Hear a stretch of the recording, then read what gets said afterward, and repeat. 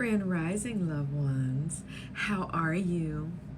So, yes, I'm back home. I'm surprisingly happy to be home. Very sad to be away from Hawaii. That place is paradise. I mean, paradise. But anyway, having my mushroom coffee and reading my word. I'm in the book of Jubilees. And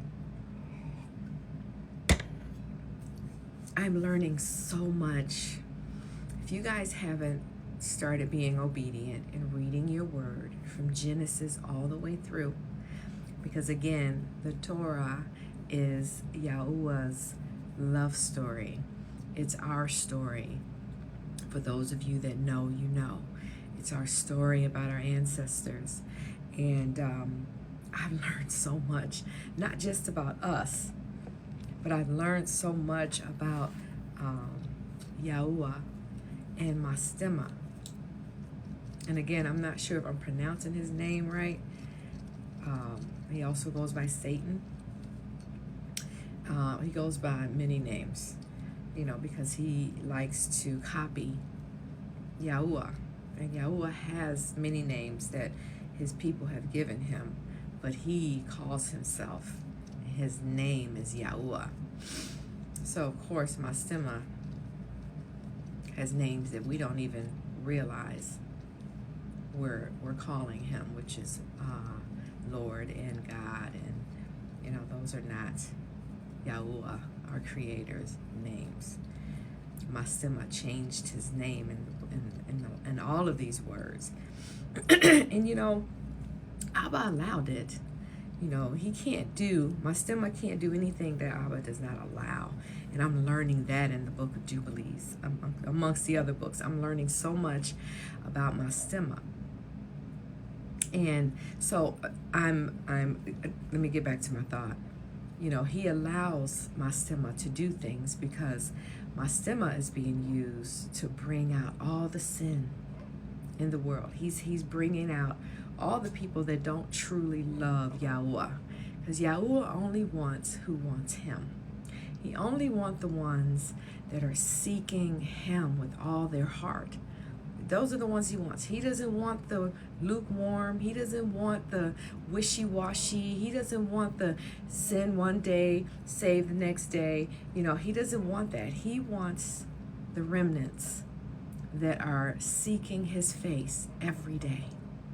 So he allows Mastema to do his dirty deeds up to a limit, and I'm reading about that right now, because he's letting him take all the people that want him with him to HE double hockey sticks. Okay, HE double hockey sticks was not made for us. People say, well, if our Creator is so good, why would he want to even put us in? No, he gave us a will. He wants you to choose whether you want to spend all eternity with him, or if you want to spend it with whatever idol you've chosen to put before him, because anything that you put above him is your God. So let me get to what I'm reading, because this time goes by fast on this thing. I only get 10 minutes, okay? I don't know how other people get so much longer, but I only get 10 minutes. So I'm in the book of Jubilees, and I'm actually on chapter 48, and I'm reading, I believe, and I wish someone, if you've been studying these books, I would love to know if it's the angels, Abba's angels is writing this at this point in time, because it's the way it's worded, it just sounds like it's not a human that's writing this. So anyway, he's talking about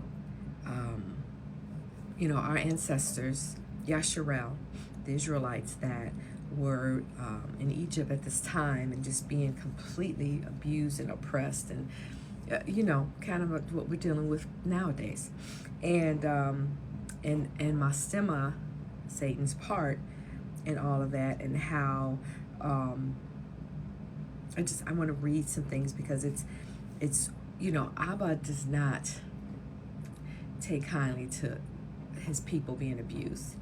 even though we're stiff-necked and we have fallen out of covenant and we are under the curse that Yahuwah said we would be under if we broke the covenant like our ancestors have, like we continue to do, we're under the curse.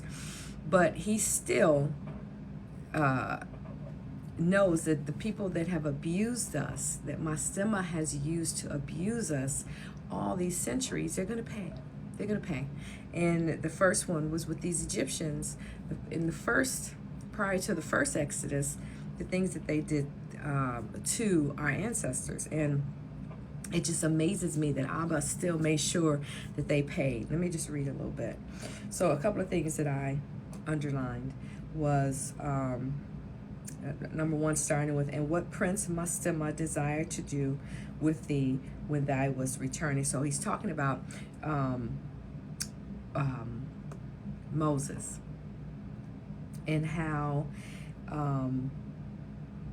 Mastema knew, somehow he knows, and there's going to be a part 2 to this because I'm not going to be able to get it all out, but he knows that you're chosen. He knows that you're here for a reason. He knows. That's why they think, them demons start trying to kill us from birth. That's why the abortion is so huge, because he's trying to stop the remnants from coming in to help free the captives. Like, he knows. So she was trying to kill Moses before he even got to Egypt, to come free the captives, to come free the Israelites. And so he talks about that and how he tried that when he was on his way returning back to Egypt to say, let my people go. Mastema was trying to kill him. And then I was reading how it says, and Yahuwah did everything for Israel's sake according to his covenant which he had ordained with Abraham. So he did everything because of his promises. He keeps his word, y'all. That's why I am walking in his promises now, and I am so excited to see all the things that he's going to be doing for me and through me, because I have chosen to be obedient. I choose to be obedient every day, and it is a daily choice, because life will have you picking up idols and going, oh, I love this. Oh, wait a minute, this is an idol. Don't do it. Like, it's like you have to really be careful, because Mastema is so freaking cunning. I hate that dude. Anyway, and it says, and the prince Mastema stood up against thee and sought to cast thee into the hands of Pharaoh, and he helped the Egyptian sorcerers. So he was helping Egypt do all the things that they were doing to our ancestors. And one of the things that they did, they were throwing the babies, the Israelite males, into, because they were growing so fast. They were doing all this stuff to them, and they were still growing. Like, it was just like they couldn't slow down. Like, he's trying to kill us all now, and we're still here. It's amazing. And so they were throwing the baby Israelites, Yasharel, in the river. So it says, our Elohim cast them into the midst of the sea. Now he's talking about when the Egyptians, I hope you're following me. If you're not following me, you need to pray and get filled with the Ruach. But I know those that are filled with the Ruach will understand what I'm saying. How Yahuwah, when the Egyptians, after they sat for a little bit, it gave us time to get ahead, gave our ancestors time to get away when they were leaving Egypt. He said that, then he allowed Mastema to get them to pursue the Israelites when they were running. That's when they waited and they mourned, but it was actually Mastema and Abba hardened their hearts while Mastema was saying, go get them, go, they belong here, go get them. And so that's when they started to pursue us in our Exodus, our first Exodus. Now I'm going to do part 2 next, because this is really good. So come to the next video after this one, okay?